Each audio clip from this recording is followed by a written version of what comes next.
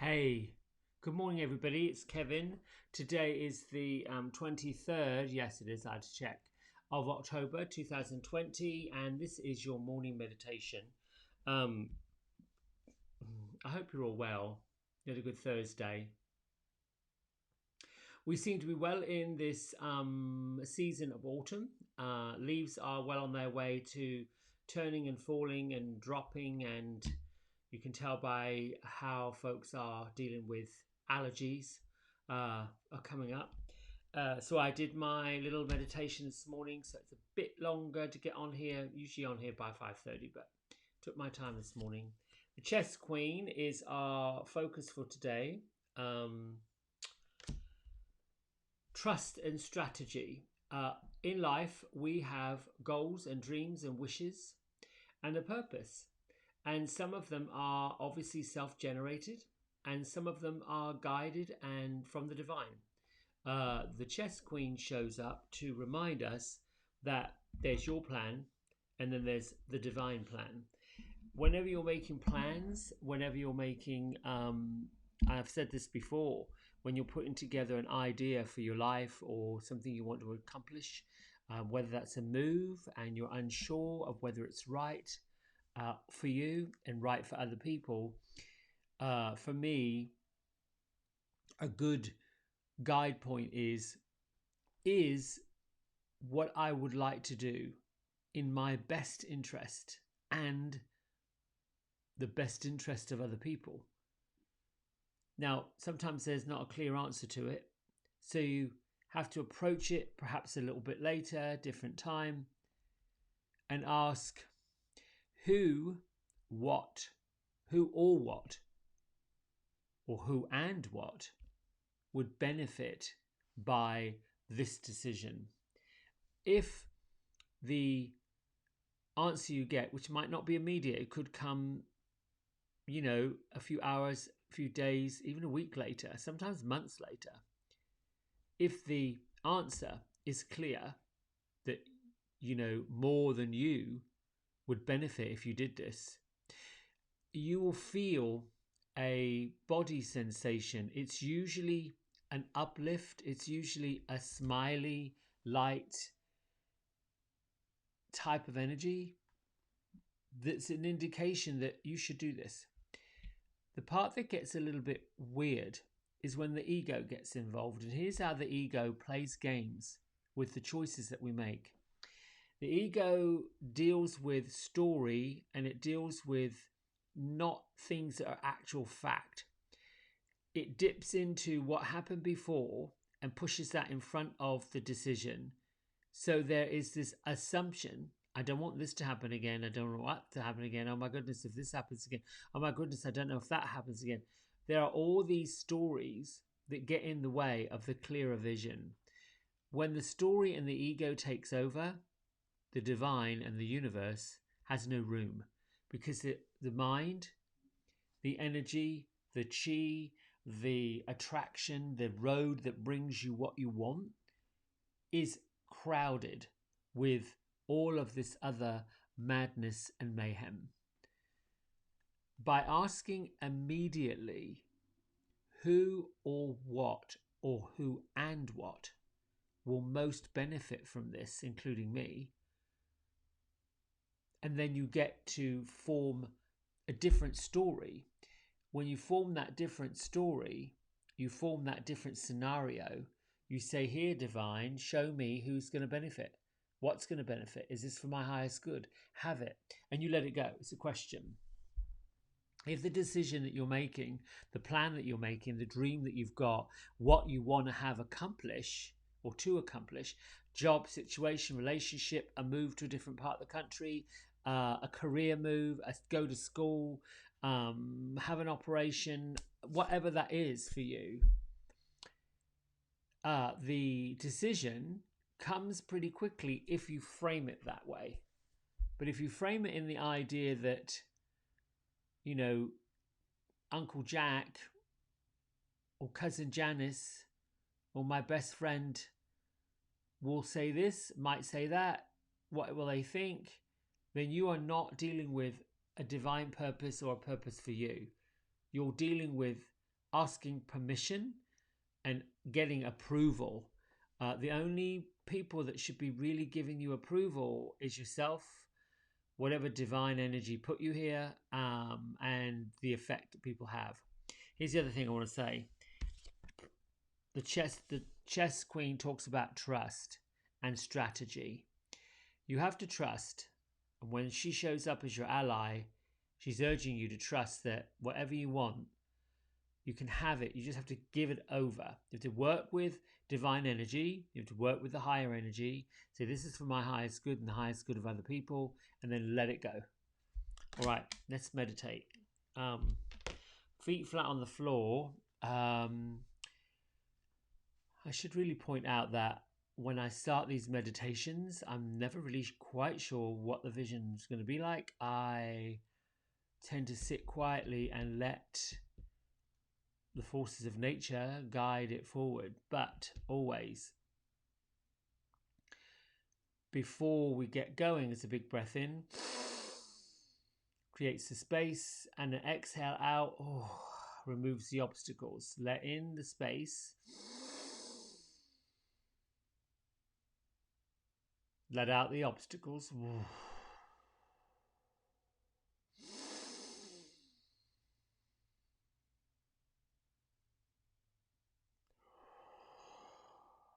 If you want big things to occur in your life, take a big, huge breath in. If you've got a lot of stuff in the way, exhale a lot out. Feet flat on the floor. It grounds you to your current space. Connects you with Mother Earth.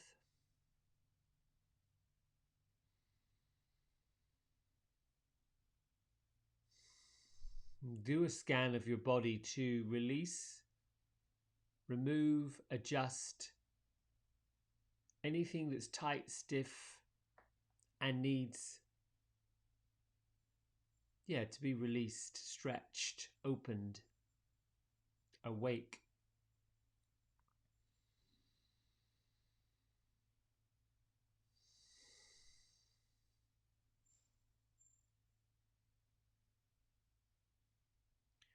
Keep moving up your body. You can choose one side coming from the bottom, what's touching the floor. Moving up the major joints and the connecting bones.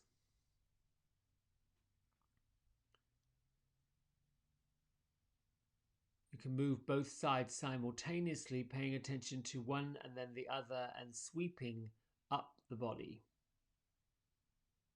From the bones out.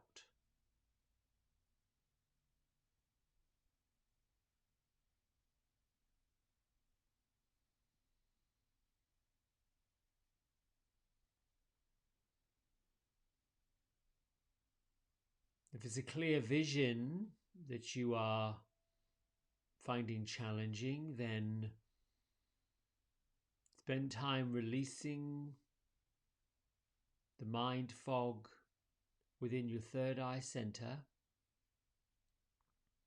Spend time opening the crown air of your head as if there's a spotlight shining right down on top of you that floods your outer body as well as your inner body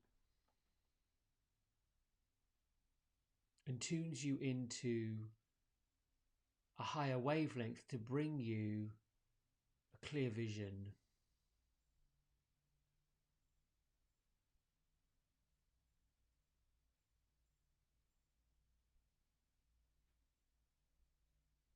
If it's clarity of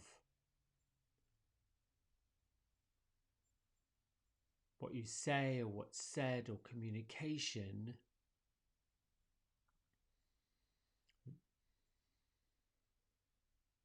send the energy and the light to clear out first the throat chakra,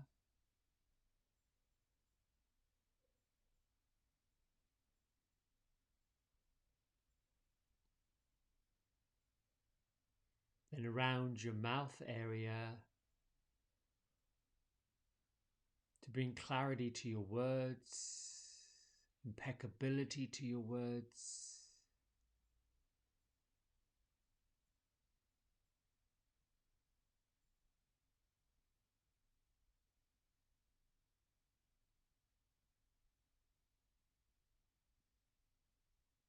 Bring focus and attention to your ears.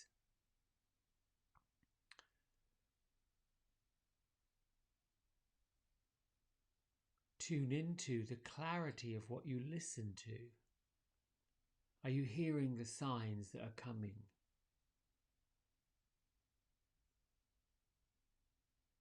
Clear out the static noise, the chatter noise. Breathe in and tune into the clear noise, the solid messages.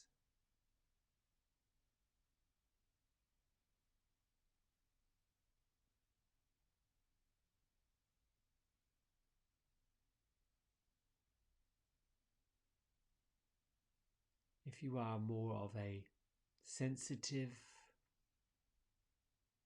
or emotional, empathetic receiver, open your heart area, your upper chest, the area that you feel what's right or wrong, or in your highest good or not.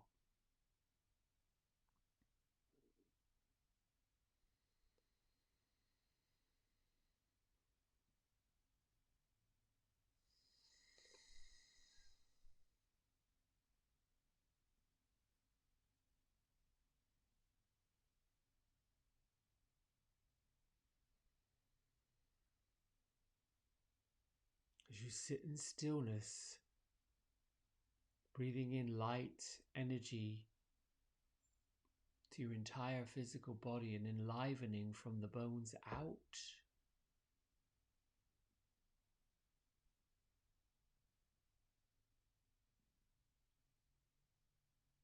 Listen and feel to what's coming to you.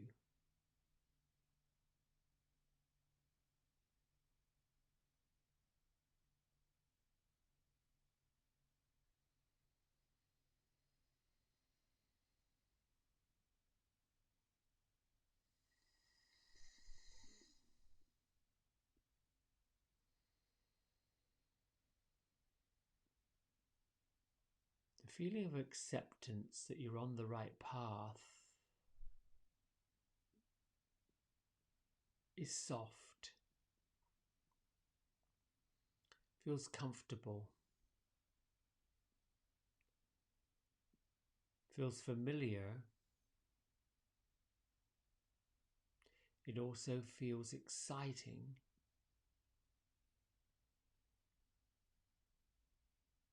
and apprehensive.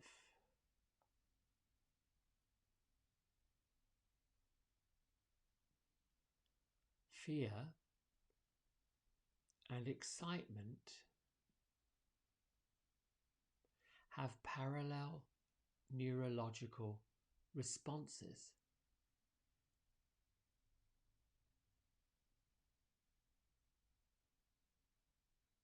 The way the body clenches and tenses in fear is similar to the way the body clenches and tenses with pure delight and excitement.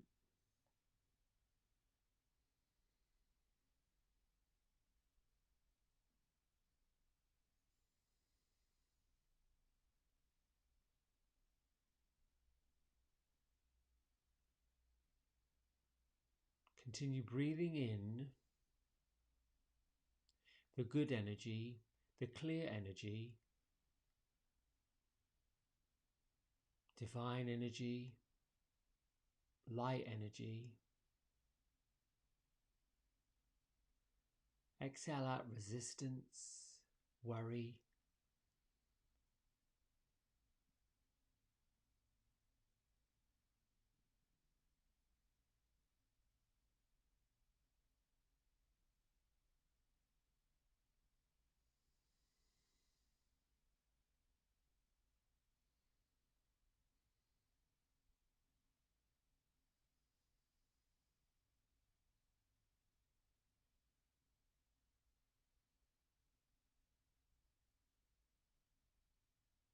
Continue breathing in, seeing a clear vision in front of you.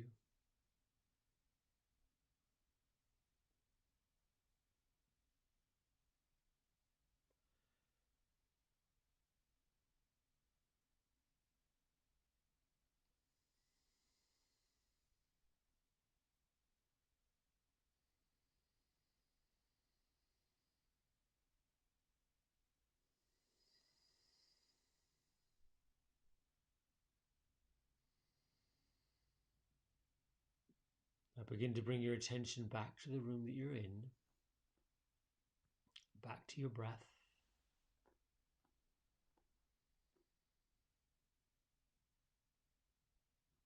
Bring your hands to prayer at heart center to honor yourself for dedicating this morning to your practice of meditation and setting you up for the rest of the day.